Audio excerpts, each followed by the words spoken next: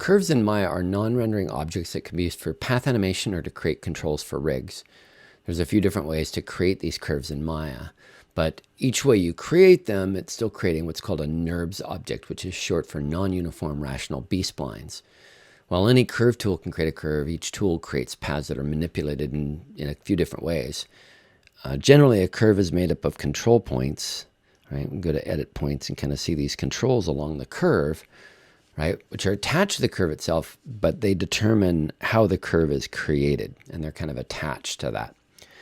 The other thing are knot vectors, are sometimes called control vertices, which are along the curve's hull, and these kind of manipulate the shape or how it's interpolated between points.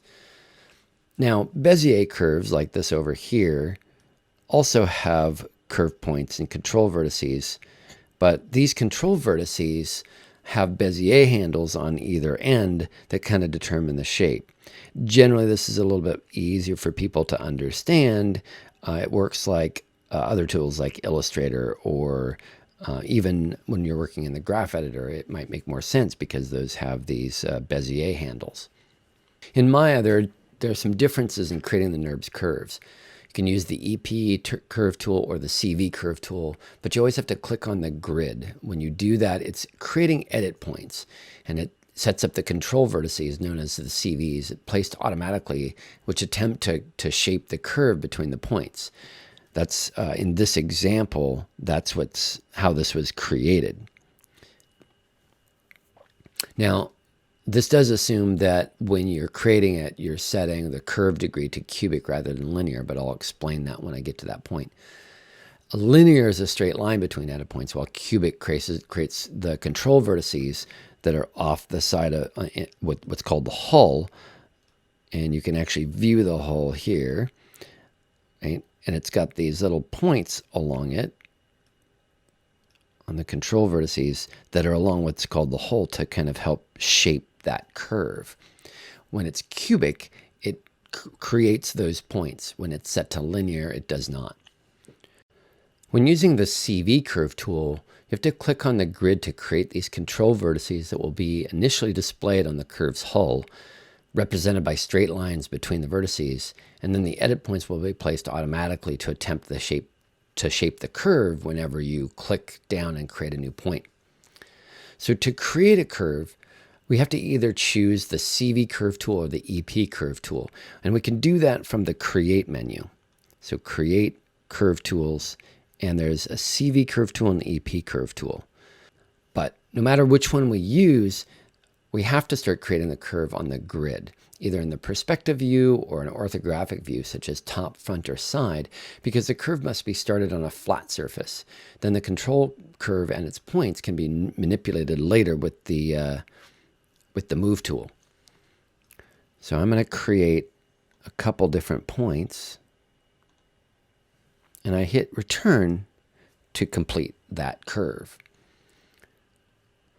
So to modify the path of the curves, I've got to right-click on the path and select Edit Points, and then select Edit Points from the marking menu.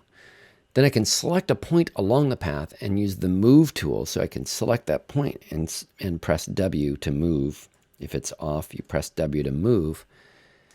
And then I can pull that vertex up. I can pull that knot up and move it. To modify the angle, I have to right-click and go to Control Vertex to select the control vertices to manipulate the shape of that line. So to add new points along the EP or CV curve that has already been created, we have to use the Insert Knot tool. And the best way to use this tool is to select 2 points on the curve and then create create points between those two selected points. So first we're going to right-click over the curve and choose Edit Point.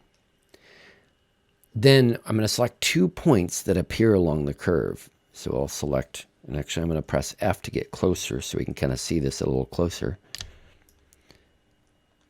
Right? And I can select 2 points along the curve.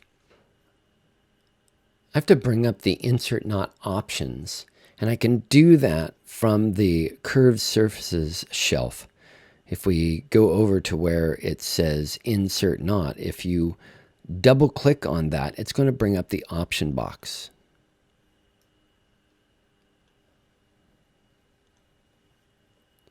Choose between selections from insert location. Set the number of knots you want to insert. So if I want 2 of them in between there, I enter 2. And they're going to be evenly spaced between the 2 selected points. Now, if I turn on this keep original, it's going to make a duplicate. It's going to duplicate the curve, and it's going to add the new edit points to a duplicate curve. It's kind of a convenient way of keeping track or having an old curve and making a duplicate with more knots, right? So now I'm going to click the insert, and if I right click and I go back to control vertices, I can actually see that I have more control vertices, but I also have more edit points along that path. It inserted a couple of them there. You can also remove points just by right-clicking over the curve, selecting Edit Point from the marking menu, again, Edit Point, and then select the point on the curve, and then just press the Delete key to remove it off of the curve. Now, a lot of people find that it's easier to create Bezier curves. They're a little bit easier to manipulate, right? To create one, I can either go to Create, Curve Tools, Bezier Curve Tool. I can choose options, but I can choose the Bezier Curve Tool, or I can select it in the shelf under the Curved Surfaces shelf button. So, and what I can do is if I click, every time I click, it's going to create a straight line. But if I click and drag, it's going to create Bezier handles, right? If you press return, it'll complete that curve. And then I can right click and go to control vertice, and then I am able to move these points around. I can reposition the entire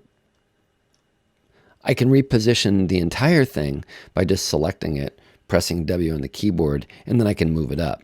Usually the pivot point is right there in the middle, so I can move any curve just by selecting it and moving it up with the Move tool.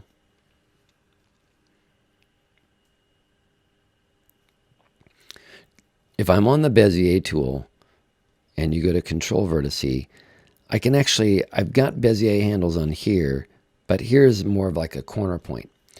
If you hold down Shift and right click, I can change that from a Bezier handle to a corner, right? It is a corner. I'm going to change it to Bezier, and now I've got Bezier handles on that particular vertice. I can manipulate the handles independently on the corner, or I can choose Bezier to unify the handles so they work together. So, Shift, right click, and if I go to corner, or I can right click Bezier corner, and that gives me the ability, select it off of it, that gives me the ability to break the tangent handles. If I select across it, hold down Shift and right click, I can go back and unify them by going to Bezier.